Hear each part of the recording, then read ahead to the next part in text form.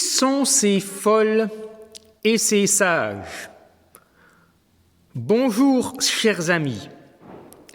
Avez-vous déjà entendu parler des 10 vierges dont 5 étaient folles et 5 étaient sages?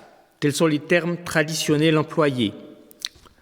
Parmi toutes les paraboles de Jésus, c'est une de celles qui a été très souvent racontée et aussi représentée dans l'art. Par exemple, les sculptures sur le portail de la cathédrale de Strasbourg. Mais en somme, une parabole, c'est quoi? Une parabole, c'est une histoire qu'on raconte et qui veut dire autre chose que ce qui est littéralement raconté.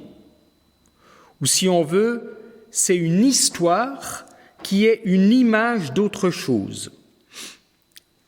Donc, cette parabole des 10 vierges ou des 10 jeunes filles, selon les traductions plus récentes, elle ouvre Matthieu, chapitre 25. La palisse aurait dit la même chose, mais Matthieu, chapitre 25, ça suit Matthieu, chapitre 24. Et en fait, c'est une continuité. Jésus répond à une question de ses disciples sur la fin des temps. Le fin mot de l'affaire, c'est que la fin des temps viendra, mais on ne sait pas quand. La fin et un nouveau commencement, c'est quand Jésus reviendra. L'enseignement pratique que Jésus en tire pour nous, ses disciples, c'est « Soyez vigilants, soyez prêts ». Cette exhortation occupe toute la dernière partie de Matthieu 24, où elle est déjà illustrée par 2 paraboles. Donc les 10 jeunes filles, ce n'est pas la première parabole dans cette série, mais la 3e. Mais à part le fait qu'on a placé là le numéro de chapitre 25, c'est aussi la parabole la plus intrigante. Qu'est-ce que Jésus veut vraiment dire? Écoutons maintenant cette parabole qui se trouve donc dans Matthieu chapitre 25, versets 1 à 13. Ce jour-là, il en sera du royaume des cieux comme de 10 jeunes filles qui prirent leurs lampes et s'en allèrent à la rencontre du marié. 5 d'entre elles étaient insensées, les 5 autres étaient avisées. Les jeunes filles insensées prirent leurs lampes sans penser à emporter de réserve d'huile, mais celles qui étaient avisées prirent avec leurs lampes des flacons contenant de l'huile. Comme le marié se faisait attendre, elles s'assoupirent toutes et finirent par céder au sommeil. À minuit, un cri retentit « Voici l'époux, allez à sa rencontre !» Toutes les jeunes filles se levèrent et préparèrent leurs lampes.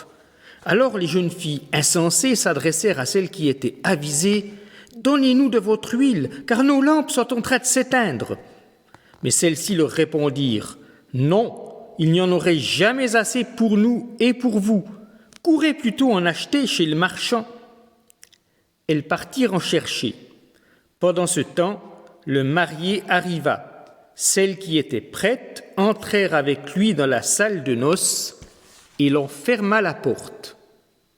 Plus tard, les autres jeunes filles arrivèrent à leur tour, mais elles eurent beau crier « Seigneur, Seigneur, ouvre-nous !»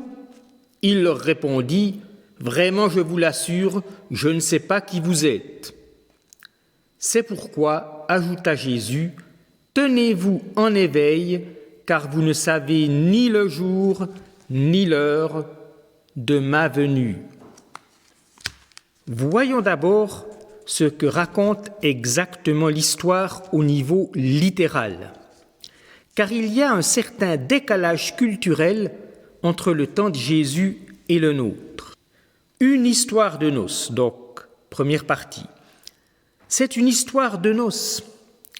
Les noces, c'est comme ça qu'on pourrait appeler le mariage coutumier, tel qu'il se déroulait au Proche-Orient.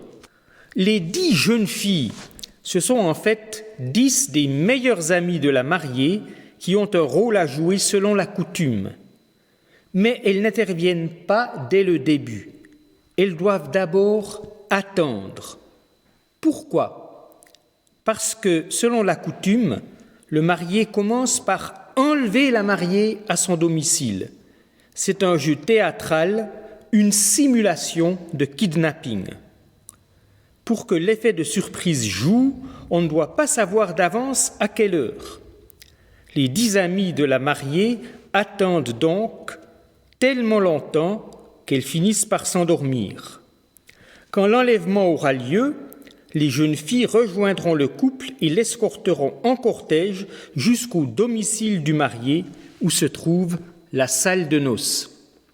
Le cortège sera nocturne, donc les jeunes filles ont besoin d'éclairage. Les lampes dans nos traductions ne sont pas des lampes à huile qui s'éteignent tout de suite en extérieur, mais probablement des flambeaux, des torches. C'était probablement là des flambeaux ou des torches, non pas avec de la résine, mais avec des chiffons, des vieux chiffons comme combustible. Certains flambeaux étaient en fait des bâtons entourés de vieux chiffons qui prenaient facilement feu. Mais un feu de chiffon s'éteint vite, donc pour l'alimenter, on versait régulièrement de l'huile dessus. On versait de l'huile sur les chiffons pour qu'ils continuent de brûler. Avec les flambeaux, il y avait une réserve d'huile qui pouvait être fixée au bâton qui servait de torche. Les jeunes filles sages, ce sont celles qui ont été assez prévoyantes pour remplir leur réserve d'huile.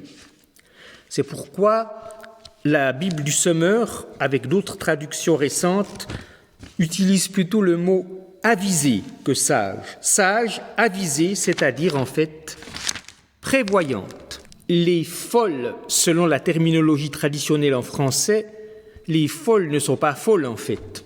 Elles sont plutôt insensées, telle est la traduction Semeur, ou sottes, je dirais sottes. Folle, donc il faut comprendre insensé ou sotte. Être sot, ce n'est pas la même chose que d'être stupide. On peut être sot. Je n'emploierai pas un autre mot de 3 lettres qui veut dire la même chose. Être sot, on peut l'être avec un quotient intellectuel supérieur à la moyenne. La sottise, c'est le manque d'adaptation à la réalité. La personne stupide ne sait pas ce que la majorité des gens savent.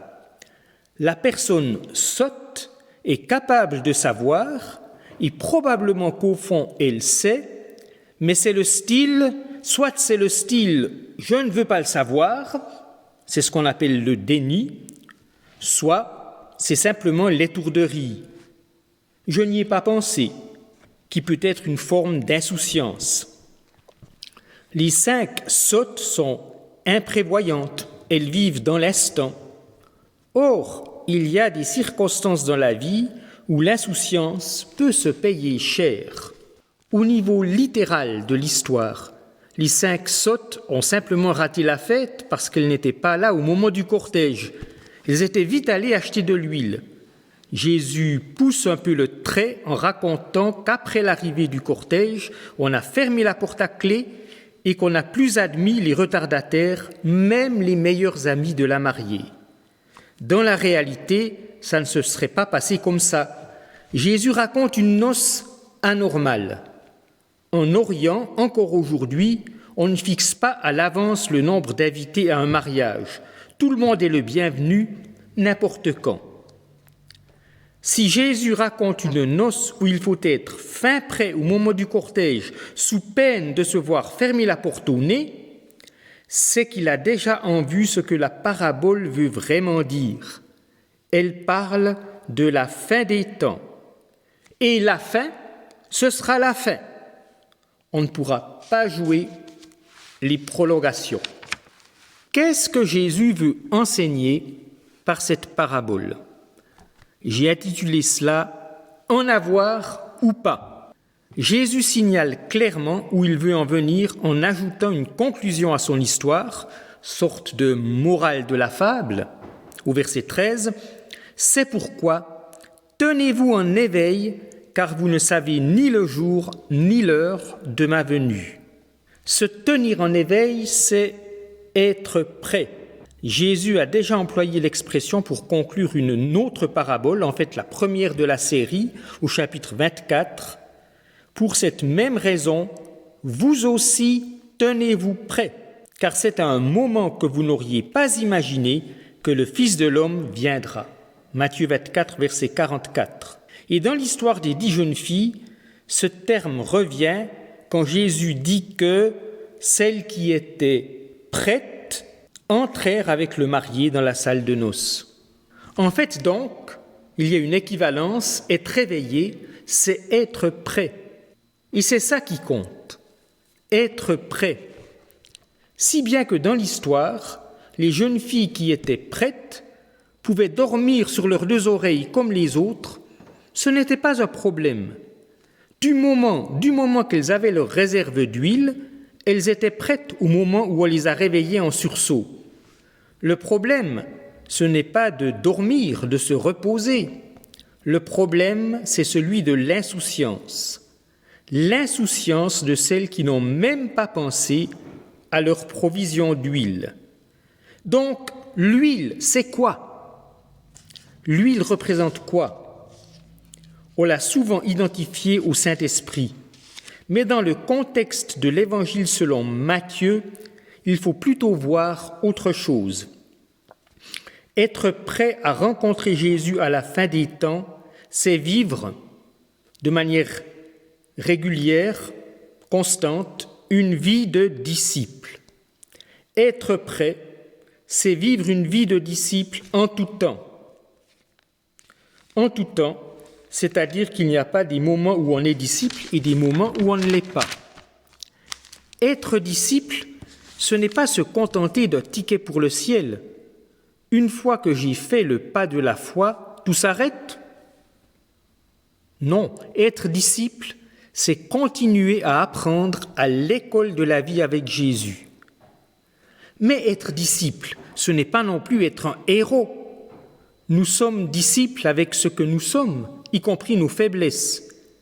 Être disciple, c'est un engagement à faire ce que le Maître nous montre à faire, à son service et au service des autres, ce qui peut se décliner d'une manière différente d'un disciple à l'autre. Mais être disciple, c'est surtout une manière d'être. C'est être disponible pour que Dieu nous transforme à son rythme et selon ce que nous sommes, car Dieu nous connaît mieux que personne. Et ainsi, notre vie de disciple deviendra le reflet de son amour. Mais nous ne pouvons pas éluder la fin du récit de la parabole. Comme je l'ai expliqué, cette salle de noces fermée aux retardataires, c'est tout à fait anormal dans le monde réel. Plus étrange encore, la parole du marié. Vraiment, je vous l'assure, je ne vous connais pas. Il ne les connaît pas, les meilleurs amis de celle qui est désormais sa femme, alors qu'il connaît les 5 autres, simplement parce qu'ils avaient pensé à leur provision d'huile. Ici, connaître n'est pas apprendre littéralement, mais au sens de « je fais comme si je ne vous connaissais pas ». En fait, ça veut dire « je ne veux plus vous voir ». Dur. En fait, une expression presque identique est employée par Jésus bien plus haut dans l'Évangile au chapitre 7, dans la conclusion du sermon sur la montagne. « Je leur déclarerai alors, je ne vous ai jamais connus. Allez-vous-en, vous qui pratiquez le mal. » Matthieu 7, verset 23. Jésus dira ça au jugement dernier à ceux qui se réclament de lui, mais qui pratiquent le mal. Qui se réclament de lui, Jésus exprime cela par le mot répété de Seigneur dans la bouche de ces personnes. Matthieu 7, verset 21. Pour entrer dans le royaume des cieux, il ne suffit pas de me dire « Seigneur, Seigneur », il faut accomplir la volonté de mon Père céleste. Or, que disent les 5 sottes quand ils frappent à la porte de la salle de noces ? Seigneur, Seigneur, ouvre-nous. Ce n'est pas un hasard. Le lien est fait entre les 2 passages, le sermon sur la montagne et notre parabole. Autrement dit, ce ne sont pas les beaux discours chrétiens qui comptent, mais la vie concrète. Les personnes visées au chapitre 7 ne sont pas simplement des disciples imparfaits, nous sommes tous imparfaits, mais des pseudo-disciples qui veulent exercer une influence sur les autres dans la communauté chrétienne, alors que leurs motivations sont à l'extrême opposé de l'amour. Jésus les compare un peu plus haut dans Matthieu 7 à des loups qui se font passer pour des brebis, tout cela pour profiter des autres pour leur propre ego, voire pour leur porte-monnaie. Il y a donc un véritable avertissement dans la parabole des 10 jeunes filles.